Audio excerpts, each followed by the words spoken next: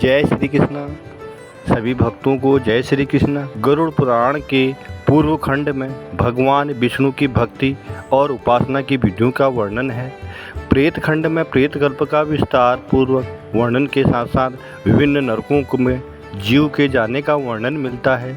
इसमें मृत्यु के बाद आत्मा की गति क्या होती है, आत्मा किस प्रकार योनियों में जन्म लेता है, उसके वर्णन, प्रेत योनि से मुक्ति किस प्रकार पाई जा सकती है उसका वर्णन, और नरकों के दारुण दुख में होने से मोक्ष प्राप्त करने का वर्णन आदि विस्तार पूर्वक बताया गया है। गरुड़ भगवान विष्णु भगवान पक्षीराज गरुड़ को बताता है, जो प्रश्न पूछते हैं जीव की यमलोक यात्रा, विभिन्न कर्मों से प्राप्त होने वाले नरक योनि तथा पाप की दुर्गति से संबंधित उनके अनेक गुण एवं रहस्य मुक्त। गरुड़ जी की जिज्ञासा शांत करने के लिए भगवान विष्णु ने उन्हें जो ज्ञानमय उपदेश दिया था, यह ज्ञानमय उपदेश को गरुड़ पुराण कहते हैं। गरुड़ पुराण के प्रश्न पूछने पर ही स्वयं भगवान विष्णु के मुख से मृत्यु के उपरांत के गुड़ रहस्य को परम और कल्याणकारी वचन प्रकट हुए। भगवान विष्णु श्री हरि विष्णु के निर्धारित यह पुराण प्रमुख रूप से वैष्णव पुराण है। गरुड़ पुराण का ज्ञान ब्रह्मा जी ने महर्षि वेदव्यास को सुनाया था। तत्पश्चात महर्षि वेदव्यास ने अपने शिष्य महर्षि सूत जी तथा महर्षि सूत जी ने नैणामर्ष शौनक आदि ऋषि मुनियों को प्रदान किया था। हिंदू धर्म सनातन धर्म सदैव भक्ति की ज्योत पर और अच्छे कार्यों के लिए सदैव प्रेरणा स्रोत बना आ रहा है। हिंदू धर्म के 16 संस्कारों में 3 जन्म से पूर्व, 4 जीवन काल में तथा 1 संस्कार मृत्यु के उपरांत किया जाने वाला अंतिम अर्थात अंत्येष्टि कर्म है, जिसका संबंध दाह संस्कार व अन्य अनुष्ठानों से। मत्स्य पुराण के अनुसार मृत्यु से 12 दिनों तक मृत्यु की आत्मा अपने आवास सगे संबंधियों के आसपास ही रहती है।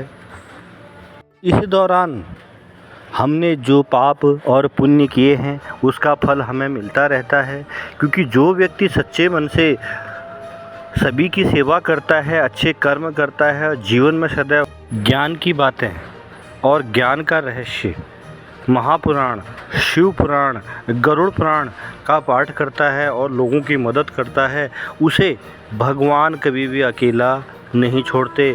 जैसे कि आप देख रहे हैं, घाटों पर यह व्यवस्था ज़रूर होती है कि हम क्या लेके आए थे, क्या लेके जाना है, खाली हाथ आए थे, खाली हाथ जाना है, किराए का मकान है, छोड़ के चले जाना है। मोटे मोटे अक्षरों में यह व्यवस्था ज़रूर लिखी जाती है कि हमारे दिमाग हमारे मस्तिष्क पर इस तरह के सवालात घर कर जाएं और हम अच्छे कर्म करें। और यह सत्य है, जब हम घाट पर पहुंचते हैं, मृत आत्मा के साथ पहुंचते हैं, तो हमारा जो जीवन चक्र है वो बदल जाता है। वह यहीं तक सीमित रहता है जब तक हम यहाँ रहते हैं। जैसे ही इससे हम तुरंत बाद हम बाहर निकलते हैं तो हमारा फिर वही परेशानी हो जाती कि मैंने इतने पैसे कमाने हैं, मैंने इतने पैसे उसको देने हैं, मैंने उससे इतना कर्जा ले रखा है, मैंने आज शाम को ये बनाना है, मैंने ये काम करना है, फलाना। यह सारे कार्य किए जाते हैं, क्योंकि भगवान कहते हैं जब मृतक की अंत्येष्टि हो जाती है उसके 12 दिनों तक प्रेत आत्माएँ घर के आसपास घूमते हैं। कुछ आत्माएं जो उसके साथ रहती हैं वह भी घूमती हैं, मगर हमें सत्य के सहारे चलकर अपने जीवन को सुखमय बनाना चाहिए। गरुड़ पुराण में कथा में यह कहा गया है, प्रथम देव सूत्र के अनुसार जिस प्रकार मनुष्य को जीवन में संस्कार के निर्वहन से जय मिलती है, उसी प्रकार मरणोपरांत किए जाने वाले अंत्येष्टि संस्कार में निर्वहन से मृतक को स्वर्ग प्राप्त होता है। यह भी ज़रूरी है, जब मृतक मर जाता है, चाहे उसने कैसे ही कर्म किए हों, क्या उसके बुरे हों, फिर भी उसके परिजन उसका मरणोपरांत अंत्येष्टि के निर्वहन से मृतक के स्वर्ग प्राप्ति के लिए पितृ मेध सूत्र के अनुसार यह कार्य करते हैं। सारा क्रियाकर्म कर्मकांड किया जाता है कि मृतक की आत्मा को शांति मिले, मगर हमें इन बातों पर बिल्कुल भी असर नहीं होता। हम जो है गलत कार्यों पर सदैव अग्रसर रहते हैं। प्रत्येक व्यक्ति के लिए 2 संस्कार ऋण स्वरूप हैं जिन्हें करना अनिवार्य। पहला जन्म संबंधित जात कर्म और दूसरा अंत्येष्टि कर्म। यह दोनों कर्म करने बहुत ज़रूरी हैं। हमारे हिंदू रीति रिवाज, हमारे यह सारे पुराण यह इस बात का उल्लेख करते हैं कि हमें काम करने चाहिए।